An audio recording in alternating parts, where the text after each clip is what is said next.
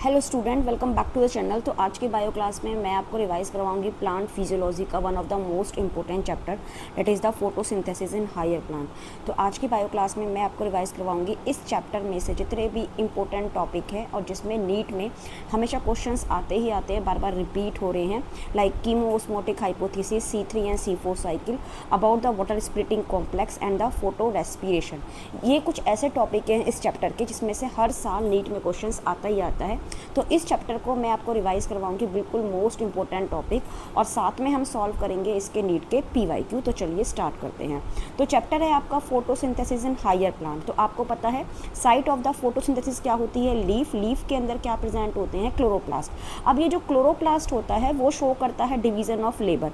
Division of labour का मतलब होता है इसने अपने अंदर जो फोटोसिंथेसिस का प्रोसेस है उसकी जो रिएक्शन है, लाइट रिएक्शन और डार्क रिएक्शन, उसको उसने पार्ट्स में डिवाइड कर दिया है। फॉर एग्जांपल, जैसे आपको पता है जो क्लोरोप्लास्ट होता है वो एक double membrane bound cell organelles होता है। उसमें आउटर मेम्ब्रेन होती है और इनर मेम्ब्रेन होती है। ठीक है, इनर मेम्ब्रेन के अंदर जो मैट्रिक्स होता है, जो स्टोरमा होता है, उसके अंदर तो चल रही होती है डार्क रिएक्शन। डार्क रिएक्शन में जहाँ पे हम CO2 का फिक्सेशन करके क्या बनाते हैं? ग्लूकोज। तो ग्लूकोज को बनाने के लिए दो पाथवे हैं, एक है C3 पाथवे और एक है C4 पाथवे। तो C3 और C4 पाथवे क्लोरोप्लास्ट के कहाँ पर होते हैं बेटा? स्टोरमा साइट पर। कहाँ होते हैं? स्टोरमा साइट पर। ठीक है, उसके बाद अगर हम बात करें मेम्ब्रेनस सिस्टम की, तो क्लोरोप्लास्ट का मेम्ब्रेनस सिस्टम बना होता है ग्रेना से और बना होता है स्टोर्मा लैमेलाई से। आपको पता है ग्रेना क्या होते हैं? जो क्लोरोप्लास्ट के अंदर मेम्ब्रेन के फ्लैटेंड सैक लाइक स्ट्रक्चर होते हैं जिन्हें हम कहते हैं थाइलाकोइड्स, और थाइलाकोइड्स के ग्रुप को हम क्या कहते हैं? ग्रेना। ग्रेना ही वो साइट होते हैं जहाँ पे क्या प्रेजेंट होते हैं? फोटोसिस्टम। क्या प्रेजेंट होते हैं? फोटोसिस्टम। तो ग्रेना पर फोटोसिस्टम सेकंड भी होता है और फोटोसिस्टम फर्स्ट भी होता है। ठीक है, अब एक ग्रेना दूसरे ग्रेना से अटैच होता है बाय द मेम्ब्रेन स्ट्रक्चर, उसको हम कहते हैं स्टोर्मा लैमेलाई, और स्टोर्मा लैमेलाई पे केवल एक ही फोटोसिस्टम होता है, वो होता है फोटोसिस्टम फर्स्ट। तो कहने का मतलब ये है जो क्लोरोप्लास्ट है उसमें लाइट रिएक्शन की साइट अलग है और डार्क रिएक्शन की साइट अलग है। लाइट रिएक्शन होगी ग्रेना और स्टोर्मा लैमेलाई में, और ग्रेना और स्टोर्मा लैमेलाई को कलेक्टिव हम क्या कहते हैं? Membranes system of the chloroplast. जो डार्क रिएक्शन होगी C3 और C4 पाथवे होगा वो होगा क्लोरोप्लास्ट के मैट्रिक्स में, जिसे हम कहेंगे स्टोरोमा। इतनी बात समझ में आ गई। अब जब लाइट रिएक्शन है, लाइट रिएक्शन को हम अनदर टर्म कहते हैं फोटोकेमिकल रिएक्शन। फोटो का मतलब होता है लाइट, केमिकल का मतलब होता है इसमें दो केमिकल एनर्जी बनेगी by the absorption of the sunlight. कि जो फोटो सिस्टम है और उनके अंदर जो रिएक्शन सेंटर है और जो एसेसरी पिगमेंट है, जो एंटीना है, लाइट हार्वेस्टिंग कॉम्प्लेक्स है, वो सब सोलर एनर्जी को चेंज कर देंगे केमिकल एनर्जी में, that is the ATP and NADPH। तो ATP और NADPH सिंथेसिस, फोटोसिंथेसिस की कौन सी रिएक्शन में होती है? लाइट रिएक्शन में। और जो लाइट रिएक्शन होती है वो डायरेक्टली डिपेंड होती है सोलर एनर्जी पे। ठीक है, अब ये जो डार्क रिएक्शन होती है, डार्क का मतलब ये नहीं है कि ये होगा in the absence of light, नहीं बेटा। जो डार्क रिएक्शन होती है वो डायरेक्टली डिपेंड करती है लाइट रिएक्शन पे, लेकिन इनडायरेक्टली डिपेंड करती है सोलर एनर्जी पे। जो भी लाइट रिएक्शन पे ATP और NADPH बना है, वही ATP और NADPH फोटोसिंथेसिस की कौन सी रिएक्शन में यूज़ होगी? डार्क रिएक्शन में। और ATP और NADPH को यूज़ करके ही कार्बन डाइऑक्साइड फिक्स होके क्या बनाएगा बेटा? ग्लूकोज। क्या बनाएगा? ग्लूकोज। तो डार्क रिएक्शन को डार्क रिएक्शन इसलिए कहते हैं because it is the indirectly depend on the solar light, या it is directly depend on the product of the light reaction, और प्रोडक्ट ऑफ लाइट रिएक्शन है ATP और NADPH। इतनी बात समझ में आ गई। फिर जब हम बात करते हैं पिगमेंट की, ठीक है, तो पिगमेंट में NCERT कहती है कि पिगमेंट में जो मेजर पिगमेंट होगा, जो मेन पिगमेंट होगा, वो होगा क्लोरोफिल A। तो ये जो मैंने 4 लाइन अंडरलाइन कर रखी है, हाईलाइट कर रखी है, इसमें आपको कलर बहुत अच्छे से याद रखना है कि जो क्लोरोफिल A होता है वो होता है ब्राइट ब्लू ग्रीन कलर का, क्लोरोफिल B होता है वो होता है येलो ग्रीन कलर का, ज़ैंथोफिल होता है येलो कलर का, और कैरोटीनॉइड्स हो सकते हैं yellow to yellow orange colour के। ठीक है, तो इस तरह से नीट में क्वेश्चन आया था मैचिंग करने को। ठीक है, तो जो क्लोरोफिल A होगा, क्लोरोफिल A होगा ब्लू ग्रीन कलर का, अभी पढ़ा है। जो क्लोरोफिल B होगा येलो ग्रीन कलर का होगा। ज़ैंथोफिल येलो कलर के पिगमेंट है, और जो कैरोटीनॉइड्स होंगे वो येलो टू येलो ऑरेंज होंगे। तो ये आपके यहाँ पे जो पिगमेंट्स का कलर दे रखा है वो आपको बहुत अच्छे से याद करना है। ठीक है, बाकी जो रिएक्शन सेंटर होता है, जो मेन सोलर एनर्जी को ट्रैप करके, एब्जॉर्ब करके, जो केमिकल एनर्जी में चेंज करेगा बाय द इलेक्ट्रॉन एक्साइटेशन, और जब इलेक्ट्रॉन की ट्रांसपोर्ट होगी तो वो होगा आपका reaction centre, that is the chlorophyll A। Chlorophyll b, xanthophyll, carotenoids, ये सबको कलेक्टिव टर्म हम कहते हैं एसेसरी पिगमेंट। क्या कहते हैं? Accessory pigment. फिर इस पैराग्राफ में जो मैंने आपको लाइन हाईलाइट कर रखी है, ये बच्चे बहुत ज़्यादा स्किप कर देते हैं इस लाइन को, और यहीं पे वो मतलब लिखा है, क्योंकि जो क्लोरोफिल है वो एक मेजर पिगमेंट होते हैं responsible for trapping the light. यही मैंने आपको बताया, जो क्लोरोफिल होता है वो मेजर पिगमेंट होता है जिसकी हेल्प से लाइट जो होती है वो ट्रैप होती है। ठीक है, जो अदर थाइलोकोइड पिगमेंट होते हैं like chlorophyll b, xanthophyll, carotenoids, इनके लिए हम टर्म क्या यूज़ करते हैं? Accessory pigment. एसेसरी पिगमेंट भी लाइट एनर्जी को ट्रैप करते हैं, एब्जॉर्ब करते हैं, लेकिन ये अपनी एनर्जी किसको ट्रांसफ़र कर देते हैं? Chlorophyll a. तो जो क्लोरोफिल ए होता है वो खुद तो लाइट को एब्जॉर्ब करता ही करता है, और वो लाइट को कहाँ से भी रिसीव करता है? एसेसरी पिगमेंट से।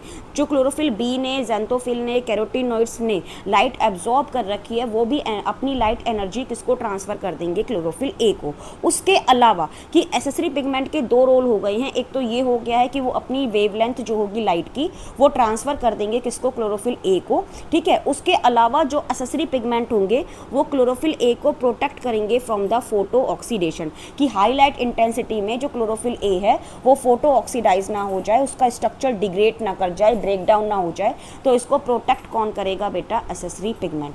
कौन प्रोटेक्ट करेगा? Accessory pigment. ठीक है, अब what is the light reaction? तो लाइट रिएक्शन को हम कह रहे हैं फोटोकेमिकल रिएक्शन। लाइट रिएक्शन को हम क्या कहते हैं? फोटोकेमिकल रिएक्शन, क्योंकि ये डायरेक्टली डिपेंड होती है सोलर एनर्जी पे, और यहाँ पे दो केमिकल एनर्जी बनती हैं, एटीपी और NADPH। तो इसमें क्या क्या इंक्लूड होता है? इसमें लाइट एब्जॉर्ब होगी, ठीक है, वाटर स्प्लिट होगा। जब वाटर स्प्लिट होगा तो ऑक्सीजन रिलीज होगी और मेरे को formation of high energy chemical intermediate मिलेंगे, दैट इज द ATP और NADPH। ये आपको बहुत अच्छे से याद रखना है कि लाइट एनर्जी में क्या क्या हो रहा है। लाइट एनर्जी में लाइट का एब्जॉर्प्शन होगा, वाटर स्प्लिट होगा, वाटर के स्प्लिट होने से ऑक्सीजन रिलीज होगी, और यहाँ पे हाई एनर्जी केमिकल इंटरमीडिएट बनेंगे like the ATP and NADPH। अब लाइट रिएक्शन को करवाने के लिए रिस्पॉन्सिबल होते हैं पिगमेंट्स। जो पिगमेंट होते हैं वो ऑर्गेनाइज होते हैं फोटोसिस्टम फर्स्ट में और फोटोसिस्टम सेकंड में। फोटोसिस्टम फर्स्ट और फोटोसिस्टम सेकंड नेम होते हैं on the basis of the discovery. ये आपको बहुत अच्छे से याद रखना है, ना कि उनके रोल्स के बेसिस पे। फोटोसिस्टम फर्स्ट और फोटोसिस्टम सेकंड हमने नेम करा है on the basis of the discovery के बेसिस पे, इनको सीक्वेंस करा है, ना कि फंक्शन के बेसिस पे। अब जब हम अगर फोटोसिस्टम फर्स्ट या फोटोसिस्टम सेकंड की बात करें तो फोटोसिस्टम फर्स्ट या फोटोसिस्टम सेकंड में एक मेन रिएक्शन सेंटर होता है, और रिएक्शन सेंटर हमेशा क्या होता है बेटा? Chlorophyll A. क्या होता है? Chlorophyll A. लेकिन क्लोरोफिल ए कितनी वेवलेंथ की लाइट को एब्जॉर्ब कर रहा है, उसके बेसिस पे फोटोसिस्टम के दो नाम हो जाते हैं, फर्स्ट और सेकंड। अगर क्लोरोफिल ए वेवलेंथ एब्जॉर्ब कर रहा है 680 नैनोमीटर तो वो है आपका फोटोसिस्टम सेकंड। अगर क्लोरोफिल ए एब्जॉर्ब कर रहा है वेवलेंथ 700 नैनोमीटर तो वो है बेटा आपका फोटोसिस्टम फर्स्ट। कौन सा है? Photosystem first. रिएक्शन सेंटर के अलावा ये जितने भी आपको मॉलिक्यूल दिखाई दे रहे हैं ये है एसेसरी पिगमेंट। क्लोरोफिल बी है, ज़ैंथोफिल है, कैरोटीनॉइड्स है, इनके लिए कलेक्टिव टर्म हम क्या यूज़ करते हैं? Accessory pigment. अब होता क्या है, जब लाइट एनर्जी फॉल करती है तो साइमल्टेनियसली फॉल करती है रिएक्शन सेंटर पे भी और एसेसरी पिगमेंट पे भी। एसेसरी पिगमेंट ने जितनी भी लाइट एब्जॉर्ब करी है वो ट्रांसफ़र कर देते हैं रिएक्शन सेंटर को, और उससे रिएक्शन सेंटर अपना इलेक्ट्रॉन क्या कर देता है? एक्साइट। और ये जो एक्साइटेड इलेक्ट्रॉन है उसको गेन कौन कर लेगा? Primary acceptor. कौन गेन कर लेगा? Primary acceptor. तो यहाँ पे यही बात लिखी हुई है। एसेसरी पिगमेंट को हम कह देते हैं अदर से टर्म लाइट हार्वेस्टिंग कॉम्प्लेक्स या एंटीना। अब आपको यहाँ पे ये बात याद रखनी है लाइट हार्वेस्टिंग कॉम्प्लेक्स के बारे में। जो लाइट हार्वेस्टिंग कॉम्प्लेक्स है they are made up of the 100 of molecule. ठीक है, ये आपको बहुत अच्छे से याद रखना है। Light harvesting complex are made up of the 100 of pigment molecule bound to the proteins, मतलब इसके सराउंडिंग में प्रोटीन है। तो each photosystem has the all the pigment except the one molecule of chlorophyll ए।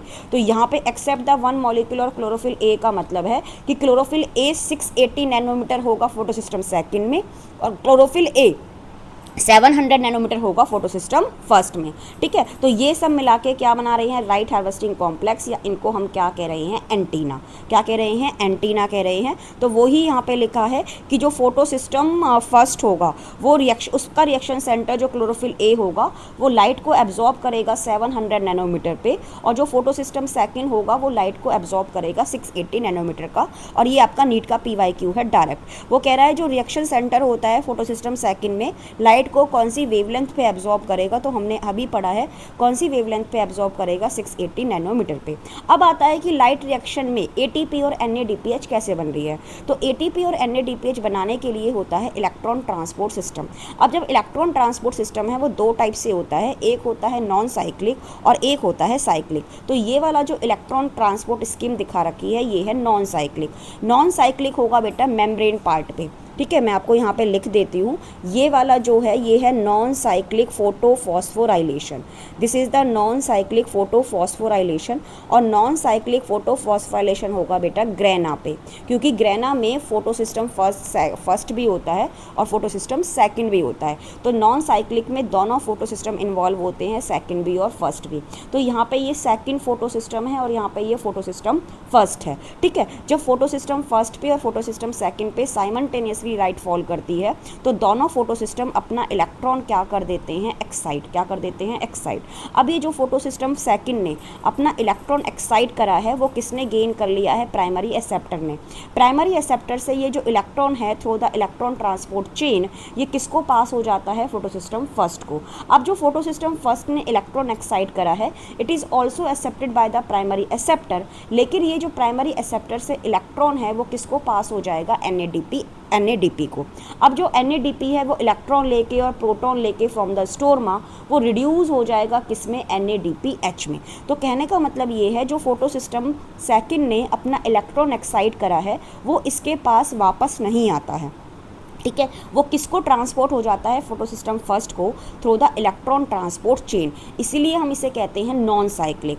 जब इलेक्ट्रॉन ट्रांसफ़र हो रहा होता है from the one electron carrier to the another electron carrier on the electron transport chain, तो इसी duration में हमारी ADP से क्या बन जाती है, ATP। अब जब फोटो सिस्टम फर्स्ट से इलेक्ट्रॉन एक्साइट होगा और वो एक्सेप्ट करेगा प्राइमरी एक्सेप्टर, प्राइमरी एक्सेप्टर से ये जो इलेक्ट्रॉन है वो कौन एक्सेप्ट कर रहा है, NADP प्लस। NADP प्लस के पास इलेक्ट्रॉन आएंगे और प्रोटॉन आएंगे और वो रिड्यूस हो जाएगा किसमें, NADPH में, ठीक है। तो NADPH कब बन रहा है, जब फोटो सिस्टम फर्स्ट से इलेक्ट्रॉन NADP प्लस को गया है और उसने स्टोरमा से क्या उठा लिए हैं, प्रोटॉन उठा लिए हैं। इतनी बात समझ में आ गई। तो कहने का मतलब ये है नॉन साइक्लिक ग्रेना में होगा। नॉन साइक्लिक में दोनों फोटो सिस्टम इन्वॉल्व होंगे, सेकंड भी और फर्स्ट भी। और नॉन साइक्लिक में दो एनर्जी के सोर्स बनेंगे, एक बनेगा ATP और एक बनेगा NADPH। अब क्या हो रहा है, जो ये फोटो सिस्टम सेकंड ने अपना इलेक्ट्रॉन एक्साइट करा था तो बेटा ये फोटो सिस्टम सेकंड क्या हो गया है, इलेक्ट्रॉन डिफिशिएंट हो गया है। अब ये अपनी ग्राउंड स्टेट पे कब आएगा, जब इस फोटो सिस्टम सेकंड पे वाटर क्या करेगा, स्प्लिट करेगा। तो आपको ये बहुत अच्छे से याद रखना है और ये नीट का PYQ है कि कौन से फोटो सिस्टम पर जो वाटर ऑक्सीडाइज होता है या वाटर स्प्लिट होता है, तो आपको बहुत अच्छे से याद रखना है water splitting is associated with the photo system second. और कौन से टाइप के फोटोफॉस्फोराइलेशन में, नॉन साइक्लिक फोटोफॉस्फोराइलेशन में। इतनी बात समझ में आ गई है, इतना क्लियर। अब जब वाटर स्प्लिट होगा तो इलेक्ट्रॉन रिलीज होंगे, प्रोटॉन रिलीज होंगे और क्या निकल जाएगी, ऑक्सीजन। तो जब हम पढ़ते हैं फोटोसिंथेसिस में ऑक्सीजन रिलीज होती है, वो कहाँ से रिलीज होती है, by the splitting of the water molecule. अब ये जो फोटो सिस्टम फर्स्ट है इसने भी अपना इलेक्ट्रॉन एक्साइट करा था, ये भी इलेक्ट्रॉन डिफिशिएंट हो गया है, लेकिन ये अपनी ग्राउंड स्टेट पे आया है bye accepting the electron from the photo system second through the electron transport system. ये आपको बहुत अच्छे से याद रखना है। अब जब जितने भी ये इलेक्ट्रॉन कैरियर हैं, अगर हम उनको बिल्कुल उनके रिडॉक्स पोटेंशियल स्केल पे सीक्वेंस करते हैं तो ये जो शेप आती है, मेरे को कौन सी शेप आती है, जेड स्कीम। ये आपको बहुत अच्छे से याद रखना है। जेड स्कीम मेरे को देखने को मिलेगी नॉन साइक्लिक फोटोफॉस्फोराइलेशन में।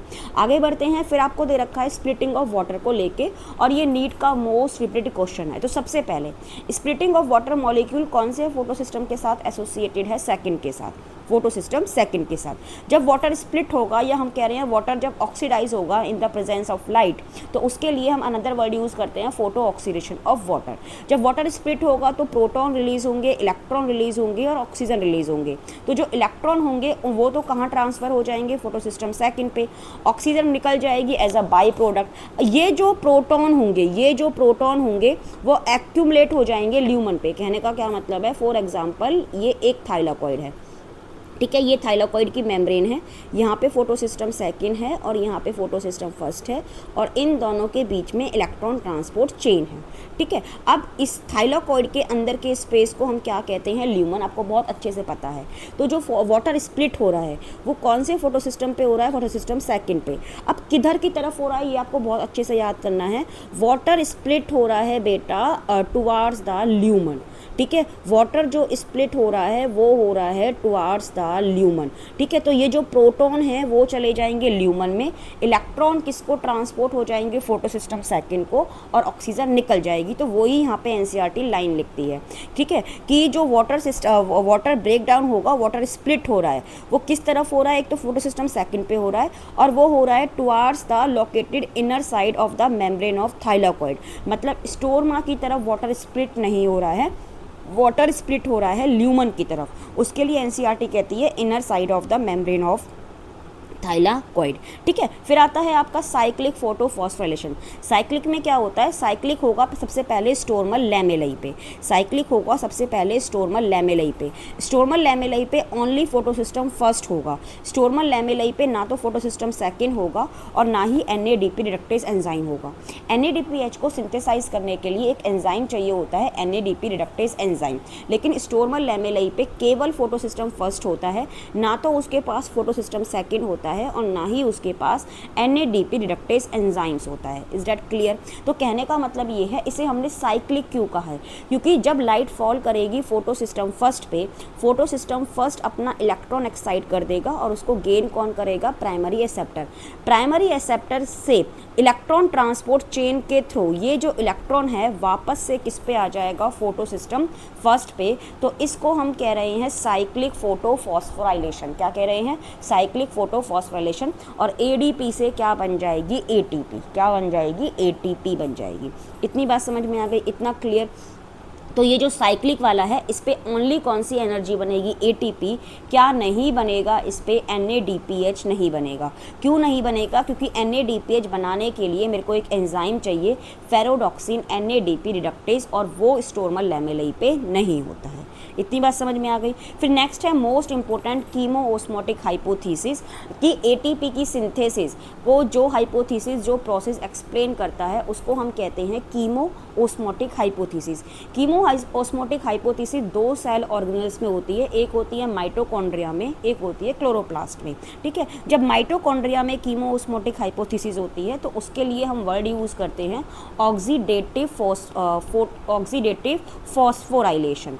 Oxidative phosphorylation.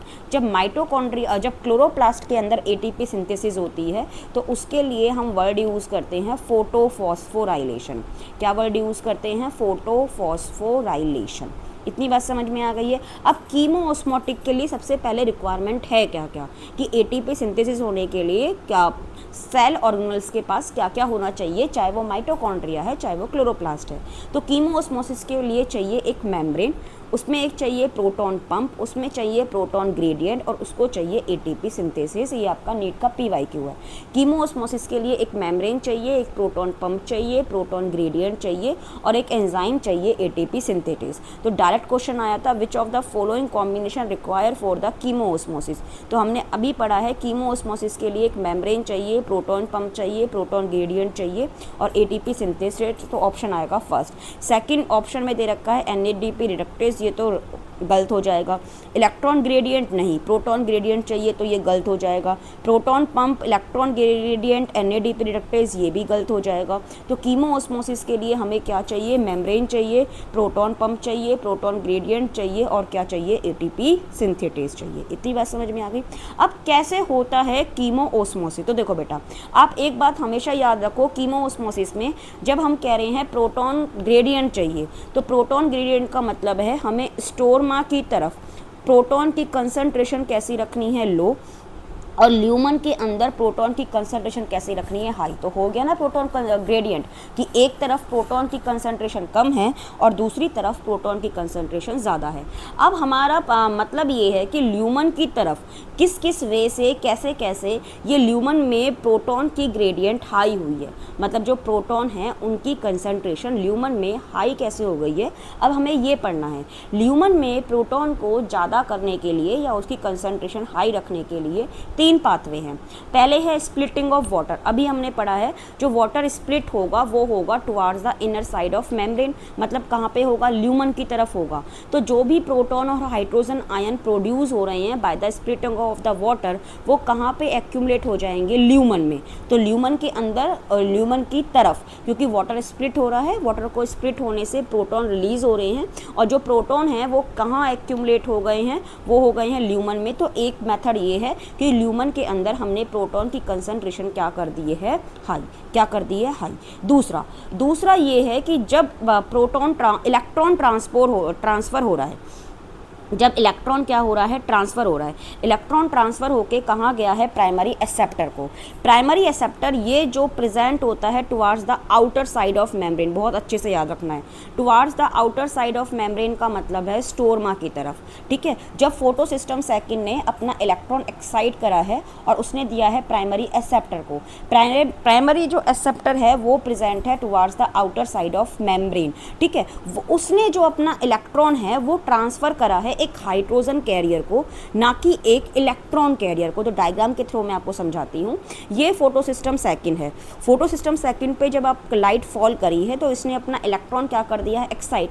जब इलेक्ट्रॉन एक्साइट हुआ तो वो गेन कर लिया है प्राइमरी एक्सेप्टर ने। प्राइमरी एक्सेप्टर से जो इलेक्ट्रॉन था वो इलेक्ट्रॉन कैरियर को ना जाके वो ट्रांसफ़र हुआ है हाइड्रोजन कैरियर को, और उस हाइड्रोजन कैरियर का नाम है प्लास्टोक्यूनिनॉन। क्या नाम है, प्लास्टोक्यूनिनॉन। प्लास्टोक्यूनिनॉन क्या करता है, प्लास्टोक्यूनिनॉन स्टोरमा से एक प्रोटॉन उठाता है और वो अपने आप को रिड्यूस कर लेता है PqH2 में।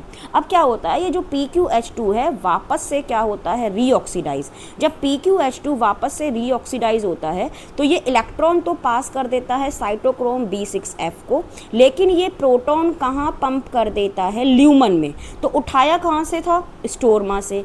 कहाँ पे पास कर दिया है, ल्यूमन में। तो स्टोरमा में प्रोटॉन की कंसंट्रेशन कैसी हो गई है, कम, और ल्यूमन में प्रोटॉन की कंसंट्रेशन क्या हो गई है, ज़्यादा।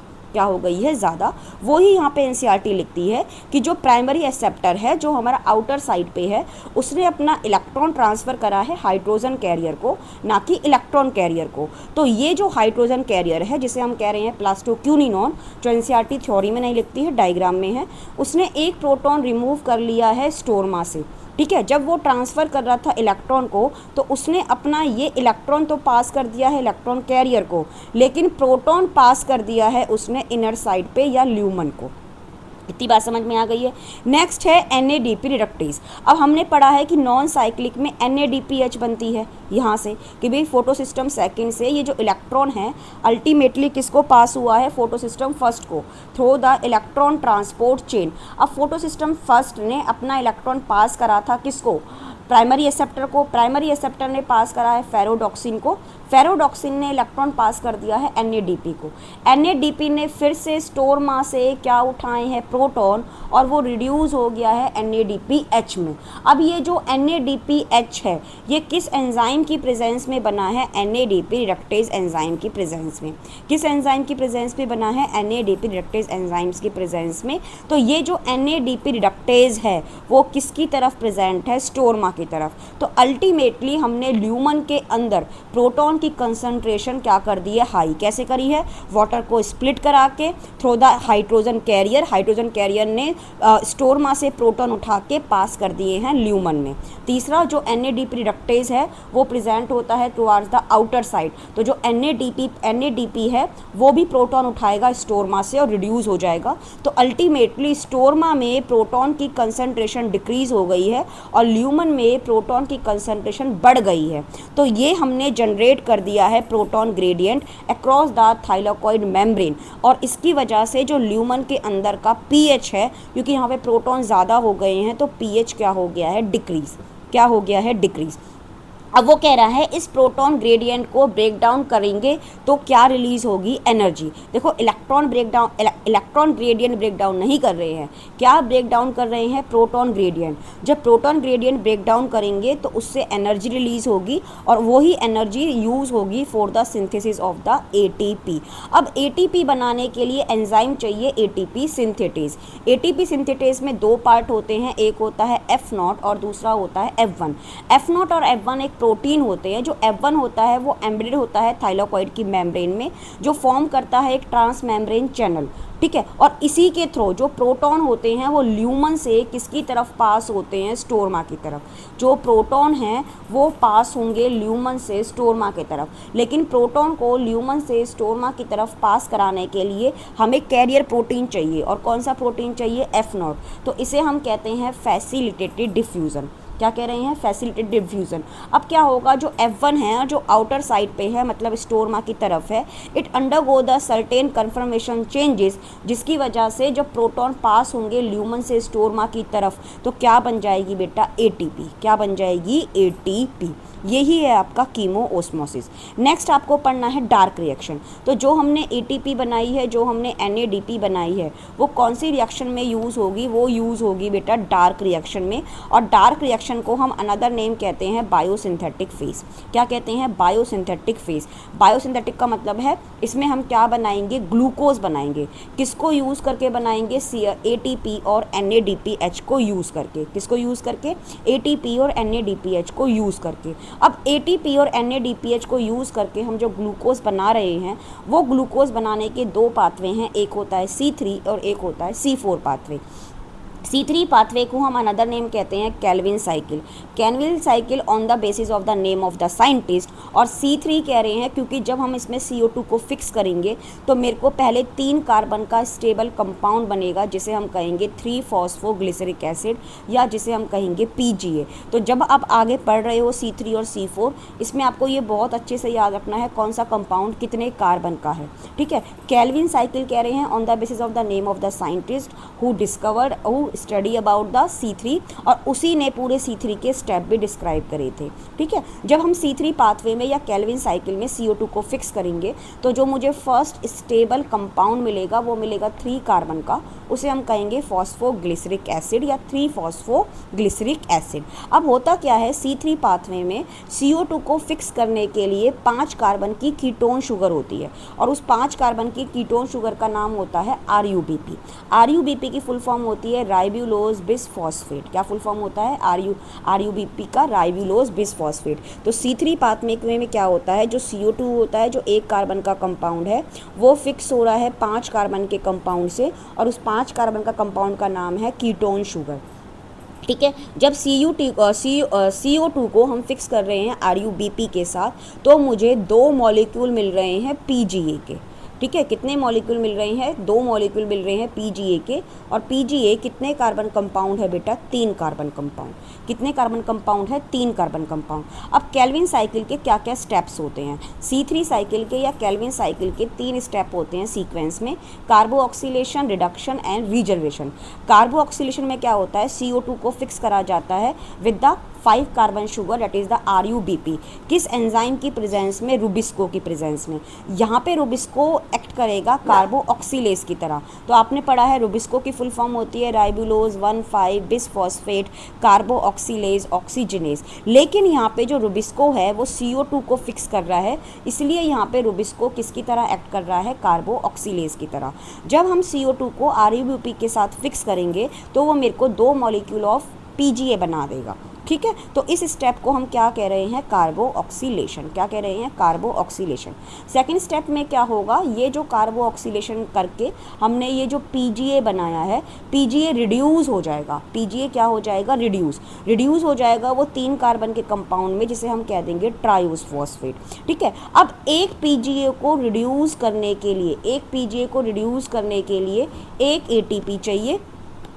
एक मिनट बताओ, देखो एक PGA को रिड्यूस करने के लिए 1 molecule of the PAG for reduction require the 1 molecule of ATP and 1 molecule of NADPH। लेकिन हमने कितने मॉलिक्यूल बनाए हैं PGA के, हमने बनाए हैं बेटा 2 मॉलिक्यूल ऑफ PG, ठीक है। तो 2 मॉलिक्यूल ऑफ पीजीए को रिड्यूस करने के लिए कितनी एटीपी लगेगी, 2 एटीपी लगेगी बेटा, और 2 ही क्या लगेगा, NADPH। अब ये जो ट्रायोस फॉस्फेट है, ट्रायोस फॉस्फेट अल्टीमेटली क्या बना देगा, ग्लूकोज, जो ट्रांसपोर्ट होगा सुक्रोज की फॉर्म में और जो स्टोर हो जाएगा स्टार्च की फॉर्म में। अब ये जो ट्रायोस फॉस्फेट है ये अपने आप को रीजनरेट भी करेगा वापस से RUBP में, ताकि हमारी ये केल्विन साइकिल कंटिन्यू चले। अब ये जो ट्रायोस फॉस्फेट RUBP में रिड्यूस होगा, रीजनरेशन के लिए मेरे को कितने मॉलिक्यूल ऑफ ATP चाहिए, 1 मॉलिक्यूल ऑफ ATP चाहिए। तो कहने का मतलब ये है, जब एक मॉलिक्यूल ऑफ कार्बन डाइऑक्साइड को जब मैं फिक्स कर रही हूँ तो मेरे को टोटल मॉलिक्यूल ऑफ ATP कितने लग रहे हैं, 3, और NADPH कितने लग रहे हैं, 2 NADPH मुझे रिड्यूस करने को लिए चाहिए PGA को, और 3 ATP कैसे लग रहे हैं, 2 मॉलिक्यूल तो रिडक्शन में और 1 मॉलिक्यूल कौन से स्टेप में, रीजनरेशन में। लेकिन मुझे C3 पाथवे से अल्टीमेटली मेरे को क्या बनाना है, ग्लूकोज, और ग्लूकोज कितने कार्बन कंपाउंड होता है बेटा, 6 कार्बन कंपाउंड। फॉर्मूला क्या होता है, C6H12O6। तो ये जो कार्बन है C6 कहाँ से आए हैं, CO2 से। तो ये मुझे साइकिल कितनी बार चलानी होगी, 6 बार। तो 6 मॉलिक्यूल ऑफ CO2 को फिक्स करने के लिए या 1 मॉलिक्यूल ऑफ ग्लूकोज को बनाने के लिए कितने ATP लगेंगे, 18 ATP, और कितने मॉलिक्यूल लगेंगे, 12 NADPH। ये आपको दोनों तरह से याद करना है। एक ग्लूकोज बनाने के लिए कितने ATP और एक CO2 को फिक्स करने के लिए कितने ATP। एक CO2 को फिक्स करने के लिए 3 ATP चाहिए, 2 NADPH चाहिए, और एक ग्लूकोज को बनाने के लिए 18 ATP चाहिए और 12 NADPH चाहिए। इतनी बात समझ में आ रही है। तो ये आपका नीट का PYQ है, वो कह रहा है how many ATP and NADPH require for the synthesis of 1 molecule of glucose during the Calvin cycle. तो एक मॉलिक्यूल ऑफ ग्लूकोज को बनाने के लिए केल्विन साइकिल में हमने अभी पढ़ा है 18 ATP चाहिए और क्या चाहिए, 12 NADPH2 चाहिए। ठीक है। इसी तरह से आपका दूसरा क्वेश्चन आया था नीट में कि how many molecule of ATP and NADPH require for every molecule of CO2 fix. Every molecule मतलब एक CO2 को फिक्स करने के लिए कितना ATP चाहिए, कितना NADPH चाहिए। तो एक मॉलिक्यूल ऑफ CO2 को फिक्स करने के लिए 3 मॉलिक्यूल ऑफ ATP चाहिए और 2 मॉलिक्यूल ऑफ NADPH चाहिए। तो this is about the C3 cycle. तो C3 साइकिल में आपको मेनली क्या याद करना है, C3 साइकिल में जो CO2 को फिक्स करेगा वो 5 कार्बन की शुगर होगी और उस 5 कार्बन की शुगर का क्या नाम होगा, RUPP। C3 में जब हम CO2 को फिक्स करेंगे तो मुझे 3 कार्बन का स्टेबल कंपाउंड मिलेगा, उसका नाम होगा PGA। कौन सा एंजाइम चाहिए, रुबिस्को यहाँ पे किसकी तरह एक्ट कर रहा है, कार्बोऑक्सीलेज की तरह। एक CO2 को फिक्स करने के लिए 3 ATP चाहिए, 2 NADPH चाहिए, और एक ग्लूकोज को बनाने के लिए या 6 CO2 के लिए 18 ATP चाहिए और 12 क्या चाहिए, NADPH। क्या चाहिए, 12 NADPH। इतनी बात समझ में आ गई है, वो ही यहाँ सब लिखा है। नेक्स्ट है हमारा C4 पाथवे। तो देखो C4 पाथवे एक स्पेशल टाइप का मैकेनिज्म होता है और इसको डिस्कवर करा था 2 साइंटिस्ट ने, हेचन स्लैक ने। तो उसके बेसिस पे इसको अनदर नेम हम कहते हैं हेचन स्लैक पाथवे। अब क्या है C4 क्यों कह रहे हैं, C3 क्यों कहा था, क्योंकि उसमें जो फर्स्ट स्टेबल कंपाउंड मिला था वो 3 कार्बन का मिला था। इसमें हम C4 क्यों कह रहे हैं, क्योंकि यहाँ पे जो फर्स्ट स्टेबल कंपाउंड मिलेगा वो 4 कार्बन का मिलेगा और उस 4 कार्बन के कंपाउंड का क्या नाम होगा, ऑक्सैलो एसिटिक एसिड। क्या नाम होगा बेटा, ऑक्सैलो एसिटिक एसिड। इतनी बात समझ में आ गई है। अब मेरी बात बहुत अच्छे से सुनना, बहुत अच्छे से। चाहे आपका C3 पाथवे है, चाहे आपका C4 पाथवे है, C4 पाथवे में भी जो मेन पाथवे है ग्लूकोज बनाने का वो कौन सा है, C3।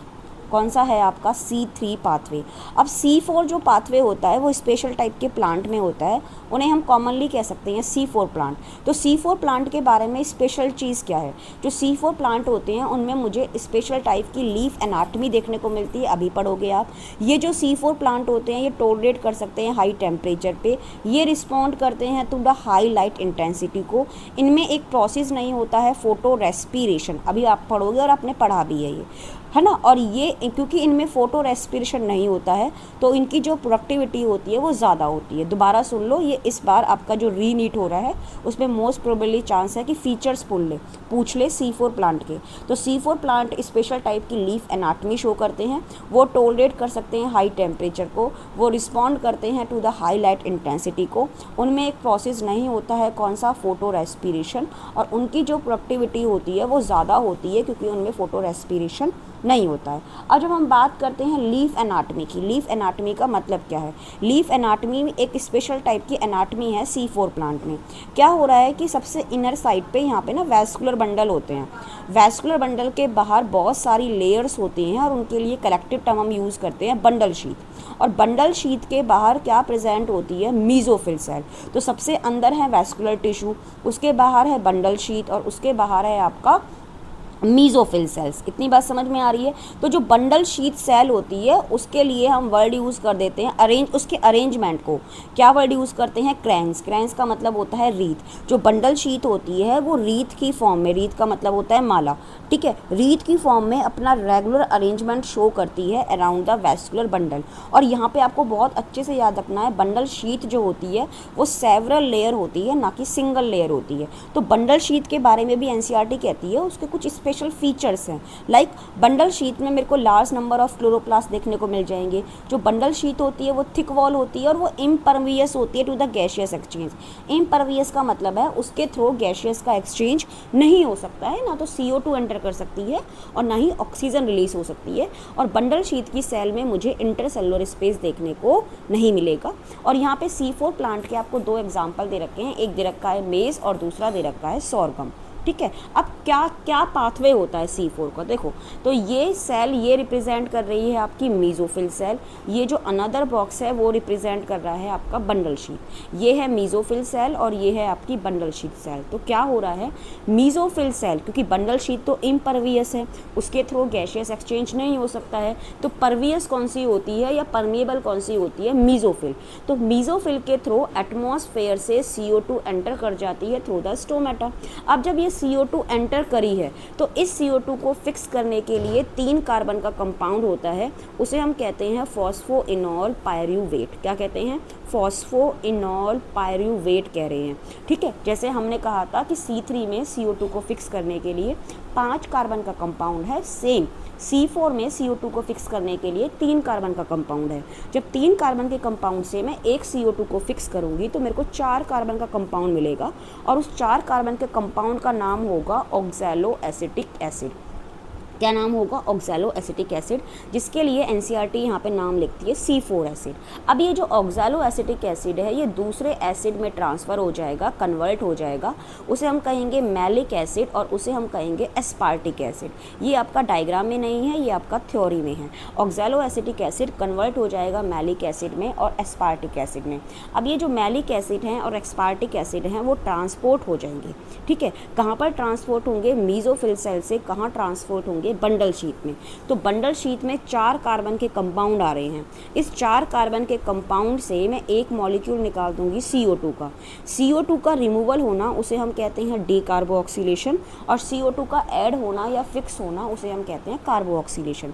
अब 4 कार्बन के कंपाउंड से जब मैंने एक मॉलिक्यूल ऑफ CO2 निकाल लिया है तो उससे जो बनेगा मेरे को कितने कार्बन का कंपाउंड बनेगा? C3 का कंपाउंड बनेगा, ठीक है। अब ये जो C3 कंपाउंड है या जो C3 एसिड है उसे हम कहेंगे पायरुविक एसिड। अब ये पायरुविक एसिड ट्रांसपोर्ट हो जाएगा from the bundle sheath to the mesophyll cell और जो मैंने ये CO2 निकाली है बंडल शीथ में वो फिक्स हो जाएगी कौन से पाथवे में? C3 पाथवे में। मतलब यहाँ पे कौन सा पाथवे चल रहा है? C3 पाथवे चल रहा है। तो दोबारा सुन लो, हो क्या रहा है? C4 प्लांट में 2 टाइप की सेल हैं, एक है मीजोफिल सेल, एक है बंडल शीथ सेल।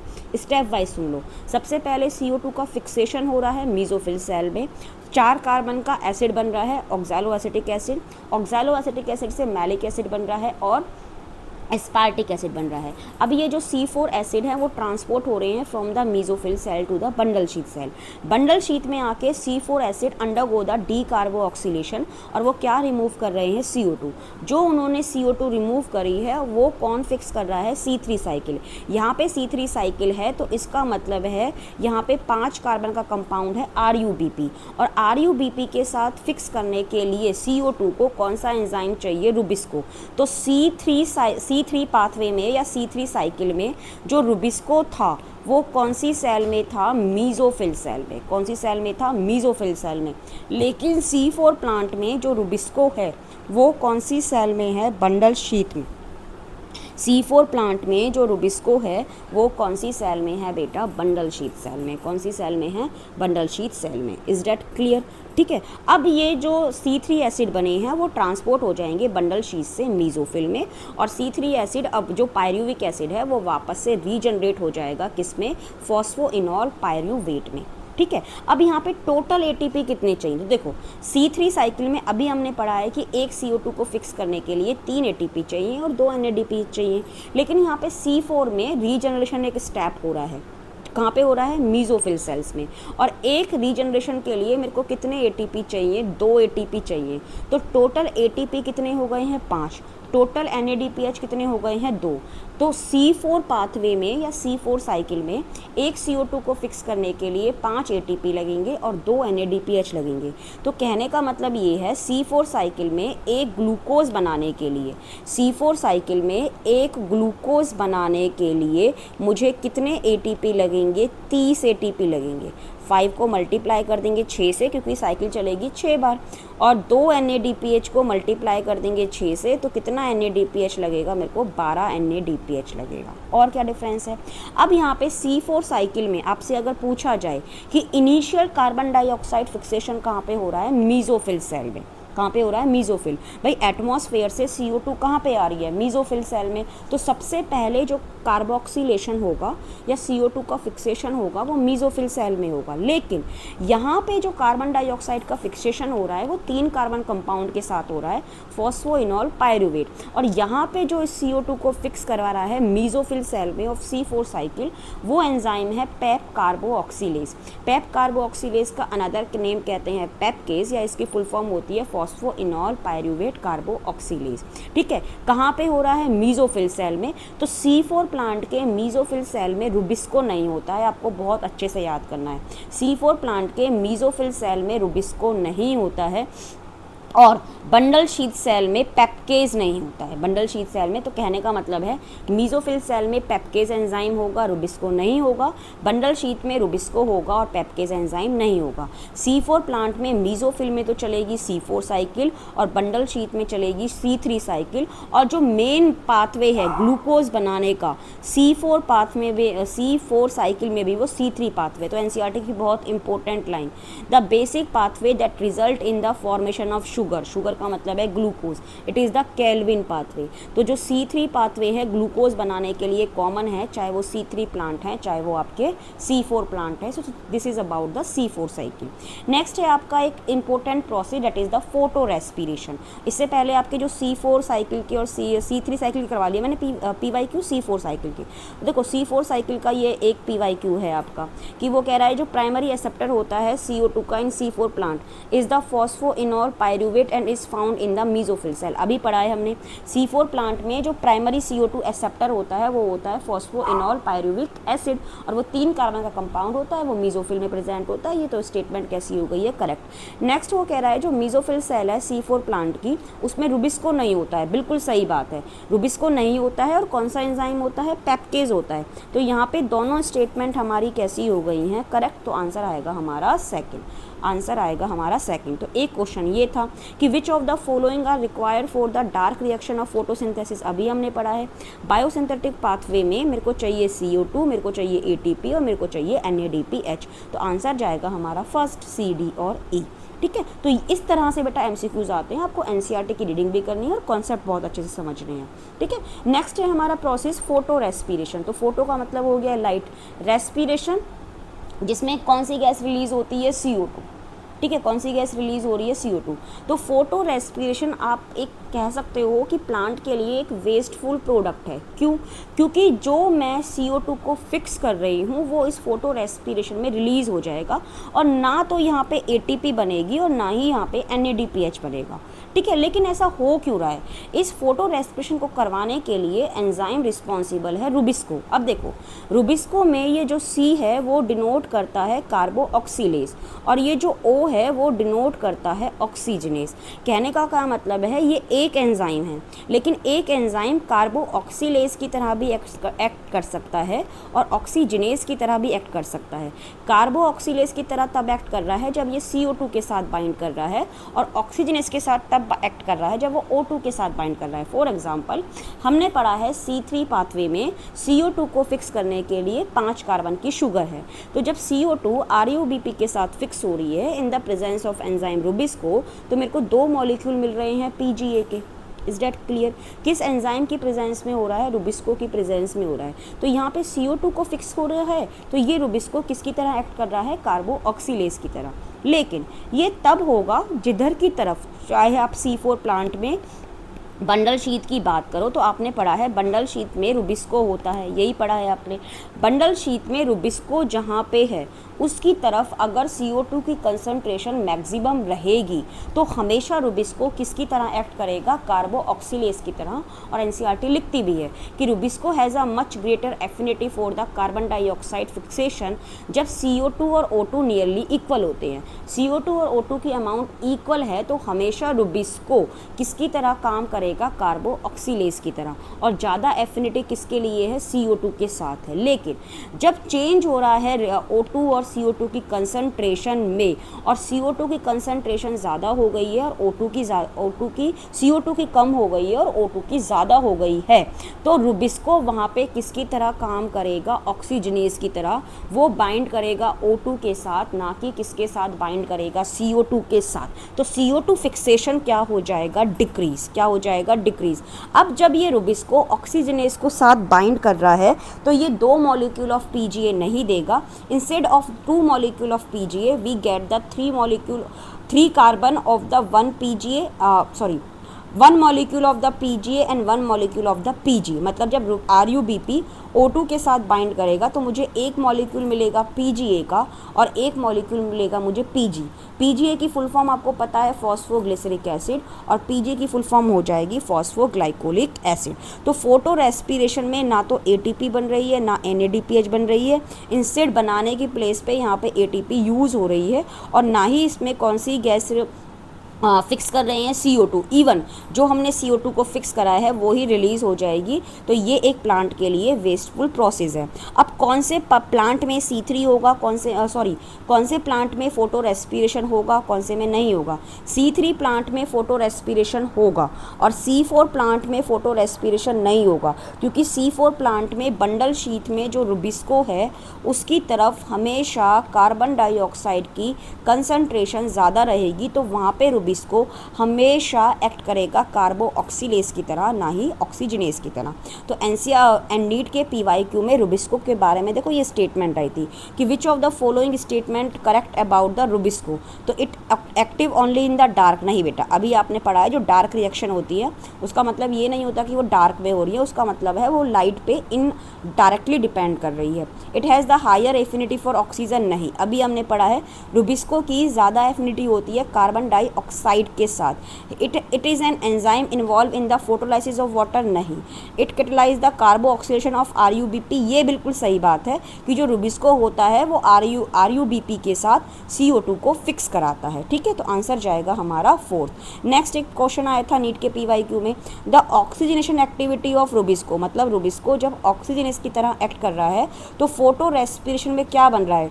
2 मॉलिक्यूल बन रहे हैं 3 कार्बन कंपाउंड के। नहीं, एक मॉलिक्यूल बन रहा है 3 कार्बन कंपाउंड का। हाँ, ये तो बन ही रहा है ना, एक मॉलिक्यूल तो हमारा PGA का बन ही रहा है।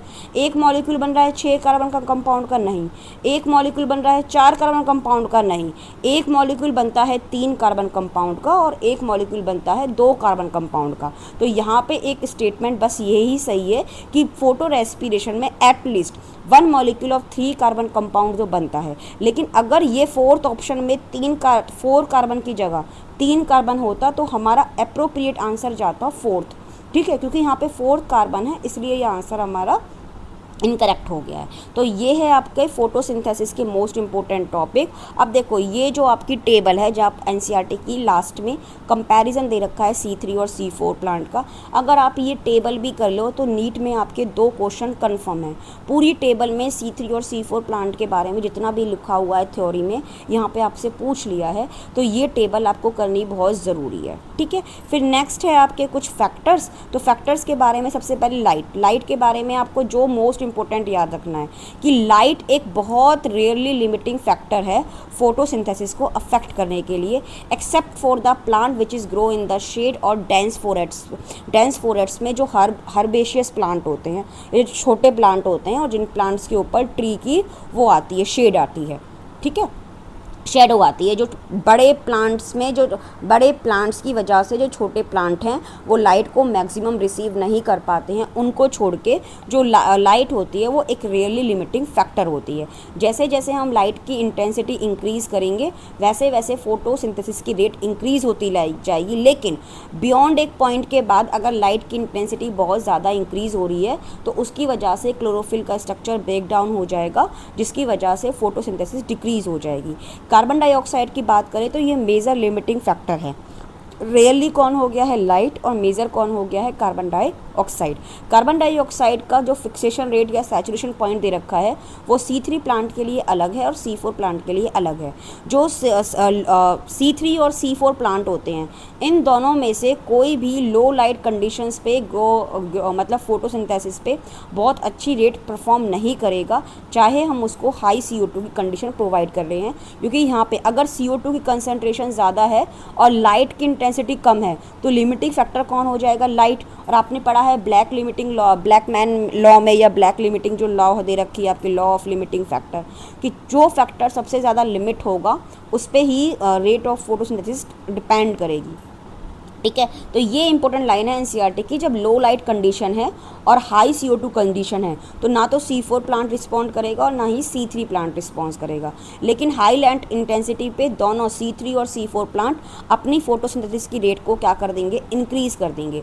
जो C4 प्लांट होते हैं वो कार्बन डाइऑक्साइड का सैचुरेशन शो करते हैं 360 वैल्यू पे, और जो C3 प्लांट होते हैं वो कार्बन डाइऑक्साइड का कंसनट्रेशन और सैचुरेशन शो करते हैं 450 पे। तो कहने का मतलब ये है जो C3 प्लांट होते हैं वो हाई CO2 कंसनट्रेशन पे अपनी रेट ऑफ फोटोसिंथेसिस क्या कर लेते हैं, इंक्रीज़। इसी वजह से इन C3 प्लांट को ग्रो करा जाता है ग्रीन हाउस में, जो आप पढ़ते हो green house effect, like the tomato bell pepper, ठीक है। नेक्स्ट है टेम्परेचर। जो टेम्परेचर होता है वो मोस्टली कंट्रोल करता है डार्क रिएक्शन को, क्योंकि डार्क रिएक्शन में ही सबसे ज़्यादा एंजाइम है, लाइक रूबिस्को है, पेपकेज है। और आपने पढ़ा है जो एंजाइम्स होते हैं वो टेम्परेचर सेंसिटिव होते हैं, कि अगर उनको आप ऑप्टिमम टेम्परेचर दोगे तो वो अपनी एक्टिविटी मैक्सिमम शो करेंगे, लेकिन अगर आप ऑप्टिमम टेम्परेचर से टेम्परेचर बढ़ा दोगे तो जो एंजाइम होते हैं वो डी नेचर हो जाते हैं, क्योंकि उनका प्रोटीनियस स्ट्रक्चर डी नेचर हो जाता है, ठीक है। तो एनसीईआरटी यहाँ पे कहते हैं जो ट्रॉपिकल प्लांट होते हैं वो हाई टेम्परेचर पे रिस्पॉन्ड करते हैं और then as compare to the plant adapted to the temperate. Next है वाटर। जो वाटर होता है वो रेट ऑफ फोटोसिंथेसिस को इनडायरेक्टली कंट्रोल करता है। फॉर एग्जांपल आपने पढ़ा है अगर प्लांट फेस कर रहा है वाटर स्ट्रेस कंडीशन तो उस कंडीशन में उसकी बॉडी के अंदर ABA फाइटो हार्मोन्स बहुत ज़्यादा इंक्रीज़ हो जाएगा, जिसकी वजह से वो हार्मोन स्टोमेटा को क्या करा देगा, क्लोज। अगर स्टोमेटा ही क्लोज हो गए हैं तो क्या नहीं होगा, स्टोमेटा अगर क्लोज हो गए हैं तो गैशियस एक्सचेंज नहीं होगा, गैशियस एक्सचेंज नहीं होगा तो CO2 एंटर नहीं कर रही है, CO2 एंटर नहीं कर रही है तो CO2 का फिक्सेशन कैसे होगा, ग्लूकोज नहीं बनेगा, ठीक है। दूसरी बात, अगर प्लांट फेस कर रहा है वाटर स्ट्रेस कंडीशन तो जो उसकी लीफ होगी वो विल्ट हो जाएगी, मतलब मुरझा जाएगी, ठीक है। उसकी वजह से उसका सरफेस एरिया क्या हो जाएगा, कम। सरफेस एरिया कम है तो प्लांट की फोटोसिंथेसिस रेट भी क्या हो जाएगी, डिक्रीज हो जाएगी। तो ये कुछ फैक्टर हैं डेट अफेक्ट द फोटोसिंथेसिस। फिर जो अभी आपका नीट का एग्ज़ाम हुआ था 3 मई को, उसमें जो क्वेश्चंस आए थे फोटोसिंथेसिस के, मैं आपको एक बार रिवाइज करवा देती हूँ। तो फर्स्ट क्वेश्चन आया था enzyme require for the carboxylation in the C3 cycle. अभी हमने पढ़ा है कौन सा एंजाइम चाहिए, रूबिस्को। रूबिस्को की अनदर फॉर्म होती है RUBP, कार्बोऑक्सीलेज ऑक्सीजनेस, तो आंसर जाएगा 3rd। नेक्स्ट है how many ATP and NADPH molecule are require to the 1 molecule of glucose. एक ग्लूकोज को बनाने के लिए केल्विन साइकिल में 18 ATP चाहिए और 12 NADPH चाहिए। तो ये 2 क्वेश्चंस आए थे आपके। फिर तीसरा क्वेश्चन आया था हमें फाइंड करना है इनकरेक्ट, और ये नीट के अभी जो आपका एग्जाम हुआ 3 मई को उसके क्वेश्चंस है। Incorrect statement about the photosynthesis, water splitting complex associated with the photosystem first. अभी हमने पढ़ा है जो वाटर स्प्लिटिंग कॉम्प्लेक्स है वो होता है फोटोसिस्टम सेकंड पे। C3 plant use the C3 pathway for CO2 fixation as the main biosynthetic pathway.